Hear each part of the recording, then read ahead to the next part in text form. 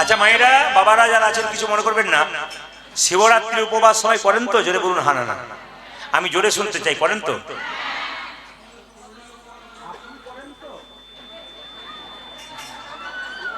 আপনি করেন? বেশ, জোরে বলুন। রাধা রানী কি, শ্যাম সুন্দর কি, মদন মোহন কি, হরিবাসর কি। শিবরাত্রির কথা যখন এলো, মুকুন্দ সরকার বাড়ি ফিরল সেদিন শিবরাত্রির দিন। সবাই তাকাবেন যে যেখানে বসে। এখন শিবরাত্রির দিনে কিছু মনে করবেন না, আপনার যে বাবাকে বেলপাতা দেন, কি কি বার বেলপাতা দেওয়া যায় না? সোমবার দিন দেওয়া যায় না, চতুর্থীর দিন দেওয়া যায় না, অষ্টমীর দিন দেওয়া যায় না, নবমীর দিন দেওয়া যায় না, চতুর্দশীর দিন দেওয়া যায় না, এবং সংক্রান্তির দিন বাবা শিবকে বেলপাতা দেওয়া যায় না। ভালো করে শুনে নেবেন, পরে কিন্তু ফাঁকি গেলে আর কিছু পাবেন না। ইউটিউবের মাধ্যমে ইউটিউবের মাধ্যমে ইউটিউবের মাধ্যমে পরে পাবেন। এখন শুনে নিন, আগামী কত তারিখ হচ্ছে? আগামী মনে হচ্ছে কয়েকদিন পরে, হ্যাঁ 2রা ফাল্গুন শিবরাত্রি হচ্ছে। সবাই লক্ষ্য করুন। তাহলে কি কি বার পাতা তুলতে পাওয়া যায় না মায়েরা জোরে বলুন? একটা হচ্ছে চতুর্থীর দিন, একটি অষ্টমীর দিন, একটি নবমীর দিন, একটি চতুর্দশীর দিন, একটি সংক্রান্তির দিন, একটি সোমবার দিন। আগের দিন তুলে রাখবেন জলে ভিজিয়ে, পরের দিন বাবা শিবকে বেলপাতাটা দেবেন। এইদিকে এইদিকে মায়েরা, বেলপাতা যে বাবাকে দেবেন কিছু মনে করবেন না, বাবার কিন্তু বেলপাতা চাইতে একটা প্রিয় জিনিস আছে যেটা দিলে বাবা খুব খুশি হয়। বলবো না, বাদ দিয়ে দেবো। এবছর বলবো না, 2-4 বছর পরে আবার এসে একবার ভুলে যাবো। দেখুন, আমরা চটিকে কত ভালোবাসি তার প্রমাণ আসলে বুঝতে পারবেন। চটিকে আমরা কত ভালোবাসি, চটি পায়ে যেমন যাই সেরকম কত দেখবেন যে উঠবে সে চটিকে দেখবেন আপনারা কি নিয়ে যায়। আবার অনেকে দেখবেন চাদরের ভেতরে চটিকে, চটি তুই কত আদর আমার পায়ে ছিলিস, এটা আসলে দেখতে পাবেন আপনারা। যিনি গেলেন তিনি ঘরে গিয়ে বলবেন সবই ভালো করলেন, আমাকে গন্ডগোল করলেন না। না, আপনাকে দিয়ে দেখালাম। যেটা বলুন রাধে রাধে, একটু যেটা বলুন, আরো জোরসে বলনা পড়ে দাও, আরো জোরসে বলনা পড়ে দাও। আচ্ছা মায়েরা কিছু মনে করবেন না, বাবা শিব শ্মশানে, বলবো পরে বলবো কি কি ভুল লাগে। বাবা শিব শ্মশানে থাকে কেন? বাবা শিব কিন্তু না, বাবা শিব অনেকগুলো কারণ আছে। একটা কারণ বলি, নতুন কারণ। বাবা শিব রাম নাম শুনতে ভালোবাসে, কারণ রামের ভক্ত তো রামের মন্দিরে গিয়ে চুপচাপ বাবা বসে আছে সকাল থেকে সন্ধ্যে পর্যন্ত। সবাই বলছে জয় শ্রীরাম, জয় শ্রীরাম, জয় রাম, জয় রাম, জয় রাম, বলিয়ে শ্রী রামচন্দ্র ভগবান কি, রামচন্দ্র ভগবান কি করছে। তখন বাবা বলছে খুব খুশি, মন্দিরে বসে থাকবো। কিন্তু সন্ধ্যাবেলায় মন্দিরে তালা লেগে যাচ্ছে, আর কেউ আসছে না, বাবা শুনতে পাচ্ছে না, বলছে এখানে থাকবো না।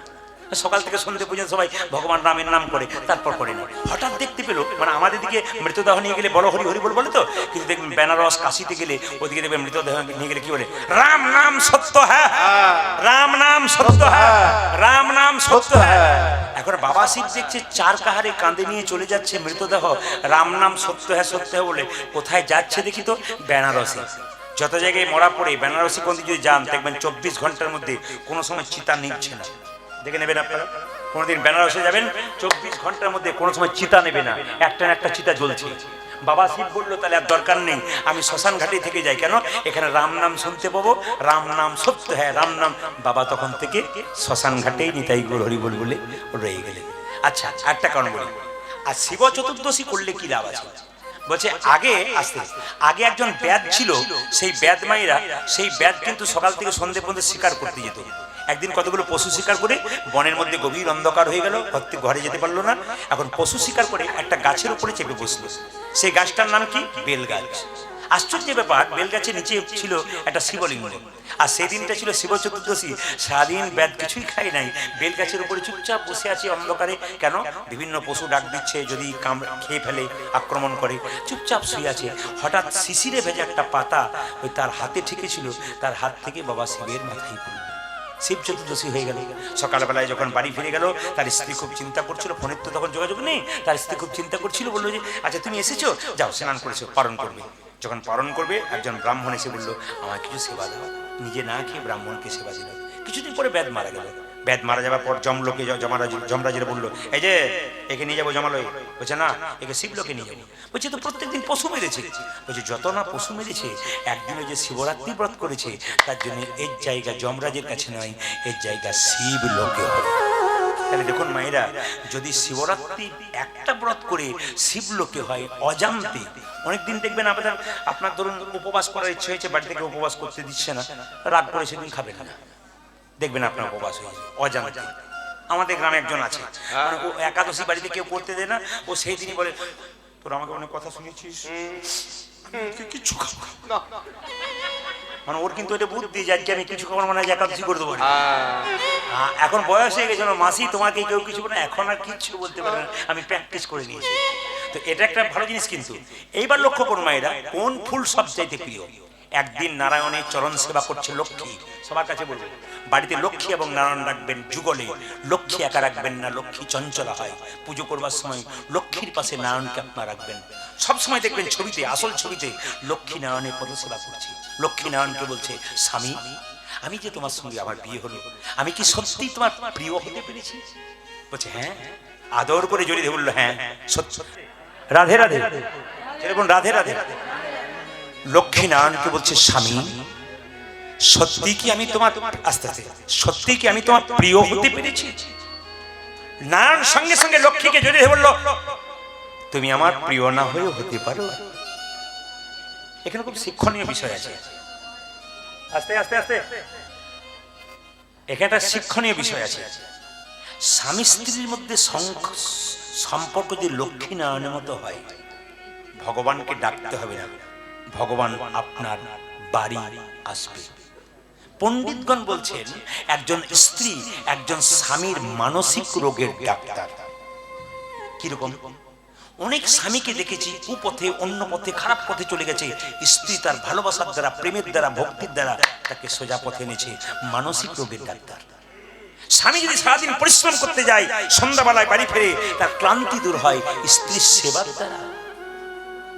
স্বামী হচ্ছে হাতের মতো, স্ত্রী হচ্ছে চোখের মতো। হাত যদি ব্যথা পায় চোখ কাঁদবে, আর চোখ যদি কাঁদে হাত তার জল মুছে দেবে। এরকম সম্পর্ক থাকলে সংসার সুখের হবে। রাধে রাধে। কথাগুলো অমৃতের মতো কথা, যদি বলেন বলতে তাহলে বলবো, না বাদ দিয়ে দেবো।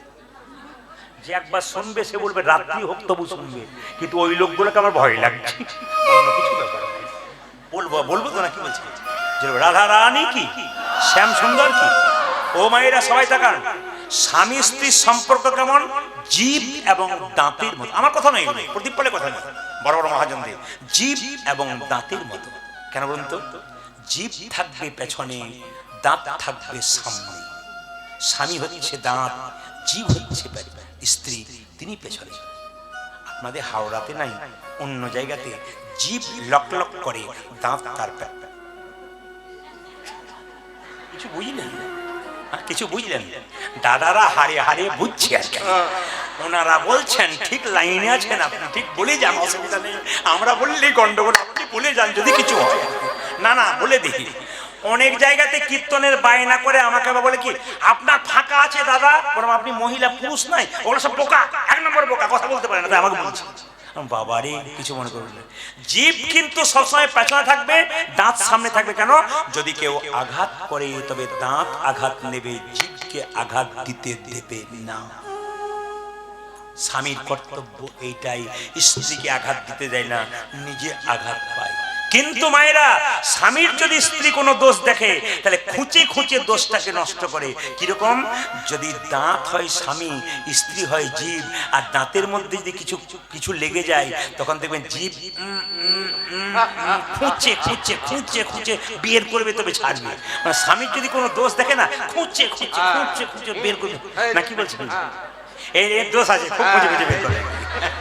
এই যে চুপ করে হাসছে আর কি, খুব দোষ ধরে গেল। রাধা রানী কি, যে জায়গায় ছিলাম, লক্ষ্মী নারায়ণকে বলছে, স্বামী সত্যি কি প্রিয় হতে পেরেছি? তুমি আমার প্রিয়। কিন্তু এই জগতে সবচাইতে প্রিয় কে জানো? লক্ষ্মী নারায়ণ বলছে, যে শিবের পূজা করে, যে শিবকে সন্তুষ্ট করে।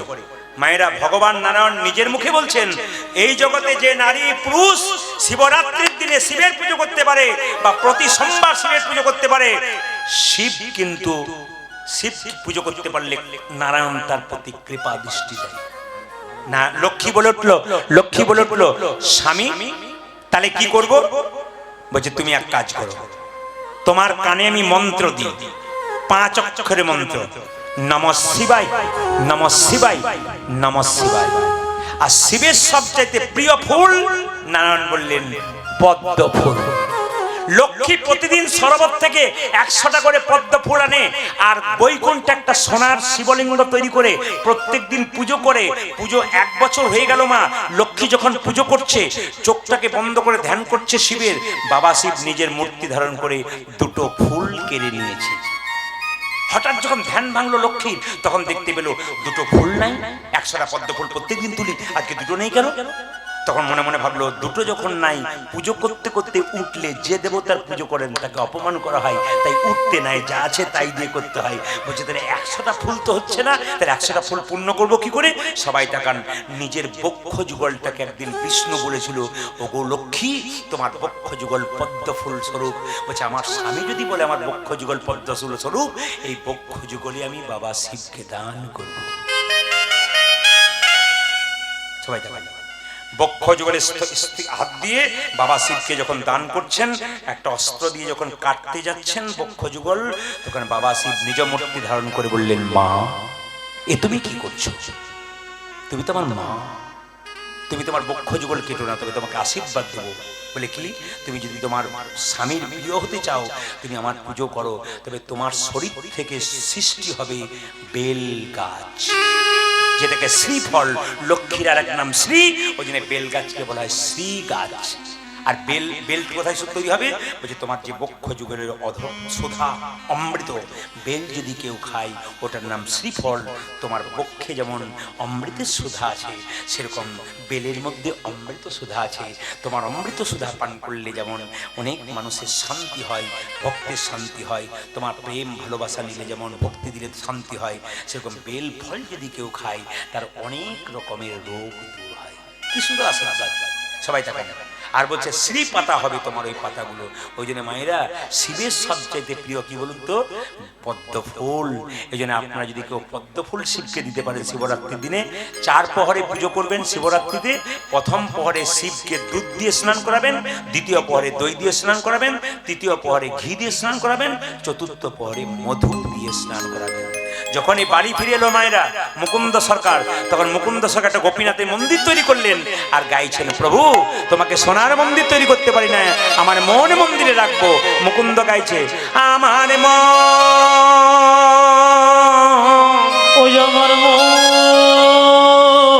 মায়েরা মন্দিরে গান গান হরে কৃষ্ণ নাম, কিন্তু মুকুন্দ তোমাকে সোনার মন্দির তৈরি করে দিতে পারলাম না, মন মন্দিরে রাখবো। আমার মন মন্দিরে তুমি মদন দাঁড়াবে গো আসি, ওই আমার মন মন্দিরে মদন দাঁড়াবে গো আসি, আমার মন মন্দিরে মদন মহান দাঁড়াবে গো আসি। যদি কেউ মালদা জেলা যান, আমার বাবারা ভাইরা জানেন, মালদাতে গৌর বলে একটা জায়গা আছে। যারা শিক্ষিত ব্যক্তি ইতিহাস পড়েছেন, মালদাতে গৌর বলে একটা জায়গা আছে। ওখানে নবাব হোসেন শাহ ছিল। মায়েরা মালদাতে নবাব হোসেন শাহ। তো নবাব হোসেন শাহ পেটের যন্ত্রণা হয়েছিল, কোনো মতে ভালো হচ্ছিল না। একবার মুকুন্দের কাছে এলো। মায়েরা প্রচুর লোক মুকুন্দ সরকারের দরজায় দাঁড়িয়ে আছে। হঠাৎ করে মুকুন্দ বলে উঠলো, এই যে তোমাদের মধ্যে সবচাইতে গরিবকে সে আগে এসো। নবাব হোসেন শাহ বললো, বাবা আমি সবচাইতে ফকির।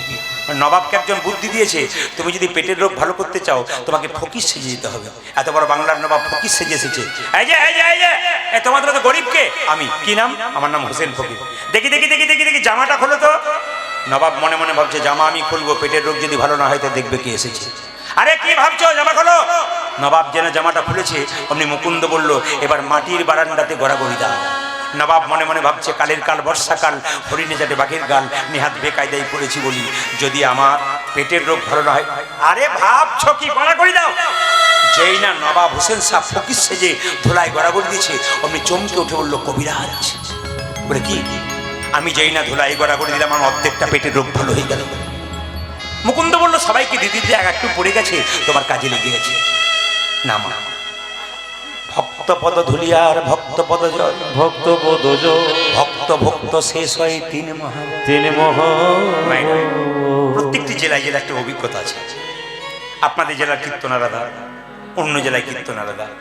উত্তর দিনাজপুর, মালদা, নদীয়াতে যদি গান করতে যাওয়া যায়, যদি কোনোদিন যান আপনাদের আত্মীয় থাকে, দেখবেন যখন কীর্তন শেষ হয় না, সব মেয়েরা, সব ছেলেরা, সব বাবারা একবার ধুলোতে গড়াগড়ি দেবে, তারপর যাবে। কীর্তন শেষ হবে তো ধুলোতে গড়াগড়ি দেবে, একবার ধুলোতে তিরপল উঠিয়ে ধুলোতে গড়াগড়ি দেবে, তারপর যাবে। তা আমি কীর্তন করতে গেছি নদীয়াতে, 3 জন মেয়ে কলকাতা থেকে এসেছে কীর্তন শুনতে। দেখতে পাচ্ছি ওনারা 3 জনে কিন্তু কীর্তন এসে গড়াগড়ি দিচ্ছে। জিজ্ঞেস করলাম, আপনার শাড়িটা ময়লা হয়ে যাবে না? উনি বলছেন, আপনার কীর্তনে শুনেছি স্বামীর যদি 10টা কাপড়ের দোকান থাকে, যখন চিতাতে দেবে 1টা কাপড়ও সঙ্গে দেবে না, ময়লা হলে তো কি আছে, গোবিন্দের নামে হোক। এমন আপনি কি করেন? শুনলে চমকে যাবেন। উনি বলছেন, আমি কলকাতার কোন এক কলেজের প্রফেসর। আপনি কলেজের প্রফেসর, আপনি কীর্তন শুনছেন? কেন শুনবো না? আমার স্বামী প্রসাদ ভোজি, আমি প্রসাদ ভোজি। আমার স্বামী একজন হাই স্কুলের শিক্ষক, তিনি প্রসাদ ভোজি, আমি প্রসাদ ভোজি, দুজনে প্রসাদ ভোজি আমরা। বাহ, আমরা, আপনি তো আমার চেয়ে ছোট না হতেন, আপনাকে একটা প্রণাম করতাম। একটি মেয়ে এসছে, ও বলে আমি বিউটি পার্লারের কাজ করি। বললাম আমিও তো করি। প্রদীপবাবু আপনি করেন? বলে হ্যাঁ। কখন করেন? তাহলে কীর্তনে ফাঁকি? বললাম না, কীর্তন করতে করতে বিউটি পার্লারের কাজ করি। বলছে বুঝতে পারলাম না। বললাম তুমি তো বিউটি পার্লারের কাজ করে মেয়েদের বাইরেটা ভালো করার চেষ্টা করো, আর আমি বিউটি পার্লারের কাজ করে ভক্তের হৃদয় মন্দিরটাকে পরিষ্কার করার চেষ্টা করি। ভক্তপদ ধুলিয়ার ভক্তপদ জল, ভক্ত ভক্ত শেষ হয় 3 মহাবল। যেই না কবিরাজ, তোমার কি ওষুধ দেওয়া থাকে? নেই ওষুধ দেওয়া থাকে, অর্ধেকটা পেটের রোগ ভালো হয়ে গেল। মুকুন্দ বলো সবাইকে দিতে একটু পড়ে গিয়ে তোমার কাজে রেখেছি। দেখি দেখি দেখি হা করো তো, আসল ওষুধটা দিয়ে দিই।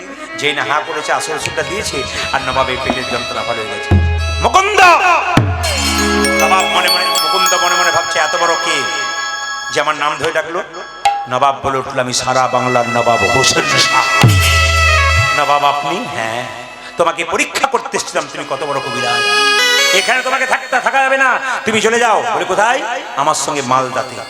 তুমি মুসলমান, আমি হিন্দু, তোমার বাড়ি যাবো কেমন করি? রাত্রিবেলায় মহাপ্রভু মন্দিরে কেঁদে কেঁদে বলছে, প্রভু বলে দাও, প্রভু বলে দাও,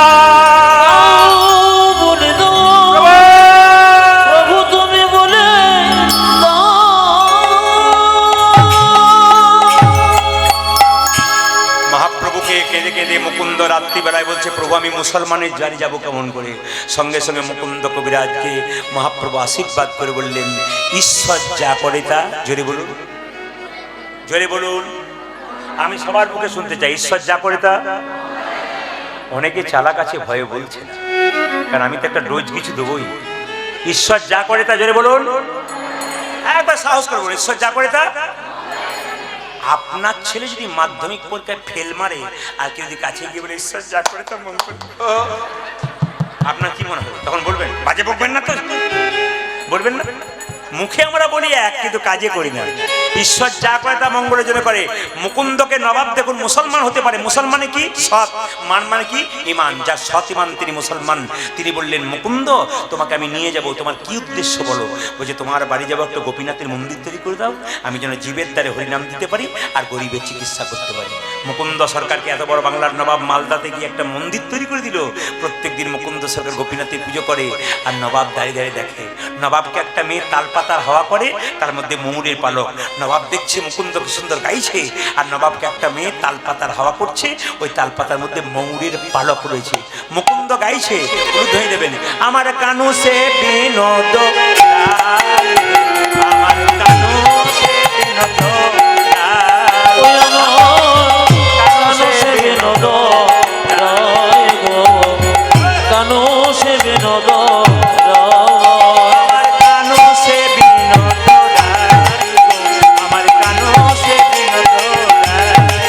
আমার কানতে বিনোদ রায় গো, আমার কানতে বিনোদ রায়। আপনারা কেমন কীর্তন শুনছেন ধরা পড়বে, দেখবেন। আচ্ছা, মুকুন্দ সরকার যখন কীর্তন করছিল, একটি মেয়ে তাকে পাখা করছিল। জোরে বলবেন, তালপাতার পাখা না প্লাস্টিকের পাখা? জোরে বলুন। আমি খুব খুশি, শুনছে আপনারা যে মন দিয়ে শুনছেন, তার টেস্ট করে করে দেখছি। মাঝে মাঝে মায়েরা রান্না করতে করতে মাঝে মাঝে দেখেন না, কিন্তু এটা করবেন না, এটা করবেন না, না শিখিয়ে দিই, এটা কিন্তু করবেন না।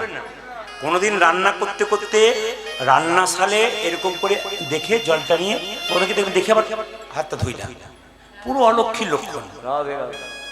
যেখানটা রান্না করছেন ওটা অন্নপূর্ণার মন্দির, আপনি টেস্ট করবেন, দেখবেন ভালো। একটা পাত্র নিয়ে গিয়ে বাইরে একটু টেস্ট করে নিয়ে তার পাত্রটাকে ধুয়ে দেবেন, পরিষ্কার করে হাতটাকে ধোবেন, তারপর করবেন। সুচিতা অসুচিতা আছে, লক্ষ্মী অলক্ষীর ব্যাপার আছে। এটা তো অন্য জাতির ঘর নয় যে নোংরা করে রাখবেন। আপনি হিন্দু জাতির মানুষ, হিন্দু জাতির বাড়ি প্রত্যেক সময় পরিষ্কার পরিচ্ছন্ন থাকে, আপনার পরীক্ষা পরিষ্কার রাখবেন। সবাই টাকার মায়ের যেখানে বসেছেন যখন। আচ্ছা বলুন তো, ওই ওই পাখাটার মধ্যে কাকের পালক ছিল না কোকিলের পালক ছিল? জোরে বলুন। ময়ূরের পালক ছিল। বাহ। আচ্ছা মায়েরা কীর্তন করতে করতে যেই না মুকুন্দ ডেকেছে, এই আমাদের নবাব ডেকেছে, মুকুন্দ। মুকুন্দ নবাবের দিকে তাকিয়েছে আর ময়ূরের পালকগুলোকে দেখে, হে কৃষ্ণ কৃষ্ণ করুণা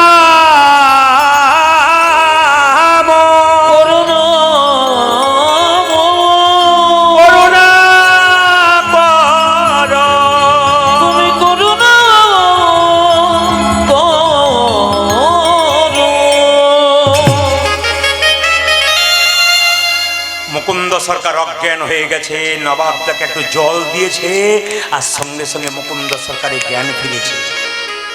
নবাব জিজ্ঞেস করলো, তুমি যখন কীর্তন করছে তোমাকে পিছু ডাকলাম, তুমি অজ্ঞান হয়ে গেলে কেন? নবাব মুকুন্দ মিথ্যা কথা বললো, বলে তুমি তো মুসলমান, আমি তো হিন্দু, তুমি কি করে বুঝবে আমার কৃষ্ণ অনুরাগী কথা? আমি তোমাকে আজকে একটা মিথ্যা কথা বলবো।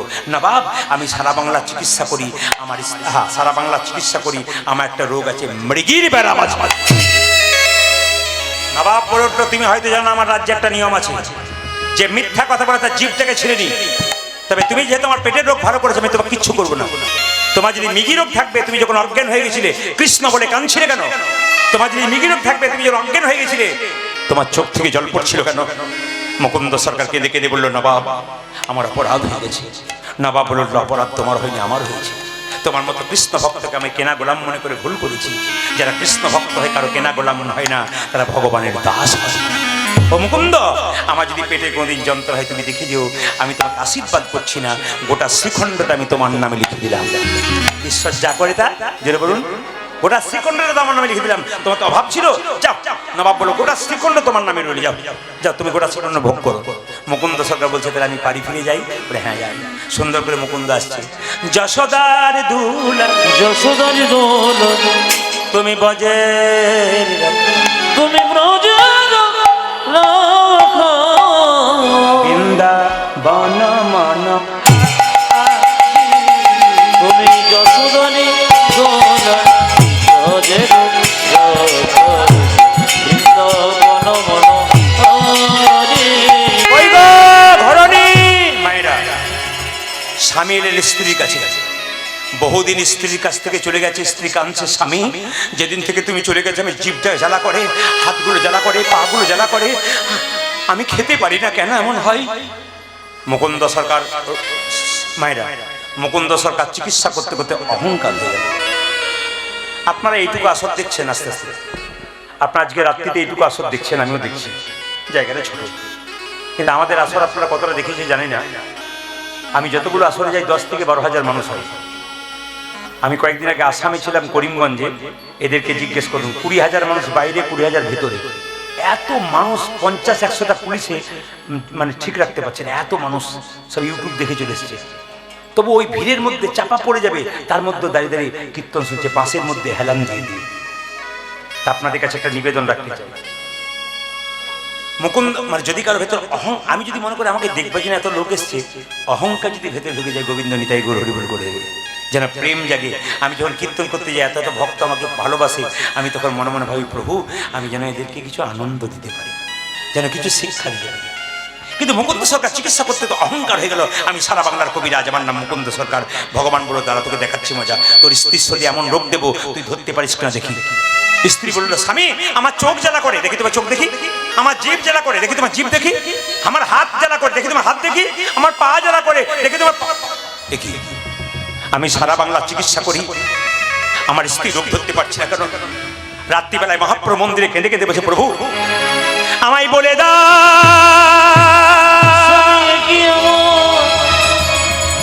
হলো